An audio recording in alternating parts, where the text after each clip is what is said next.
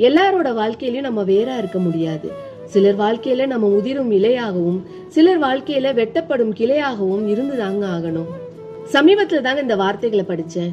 எவ்வளவு பெரிய பெரிய அர்த்தங்கள், வாழ்க்கையோட மொத்த யதார்த்தத்தையும் உள்ளடக்கிய வார்த்தைகள். எம்மாடியோ, இந்த வார்த்தைகளோட அர்த்தத்தை புரிஞ்சுக்கிட்டாலே பல பேரோட வாழ்க்கையில இருக்க பிரச்சனைகள்லாம் காணாம போயிடுங்க. எல்லாரும் எனக்கு முக்கியத்துவம் கொடுக்கணும்னு நினைக்கிறது கூட பரவாயில்லைங்க. ஆனா எல்லாரும் எனக்கு மட்டும்தான் முக்கியத்துவம் கொடுக்கணும்னு நினைக்கிறது எவ்வளவு பெரிய முட்டாள்தனம். ஃப்ரெண்ட்ஷிப் எல்லாம் மீறி குடும்ப உறவுகளுடன் போட்டி போடும் போதும், குடும்பத்துக்குள்ளாரையே நம்மளோட லிமிட் என்னன்னு தெரியாம உரிமை எடுத்துக்கிறேங்கிற பேர்ல தனி மனித சுதந்திரத்துல தலையிடும் பொழுதும் தான் பிரச்சனைகள் ஆரம்பமாகி உறவுகளுக்குள்ளார விரிசல் வர ஆரம்பிக்குதுங்க. சோசியல் மீடியால ஃப்ரெண்ட்ஸ் ஆனோன்னு உரிமை எடுத்துக்க துடிக்கிற பல பேருக்கு தெரியறது இல்ல தன்னோட எல்லை எதுவரை என்று. யார் வாழ்க்கையில நம்ம என்னவா இருக்கிறோங்கிற தெளிவு இருந்துட்டாலே எதிர்பார்ப்புகளும் இருக்காது, ஏமாற்றங்களும் வராது. சிந்தியுங்கள். அன்புடன் நான் உங்கள்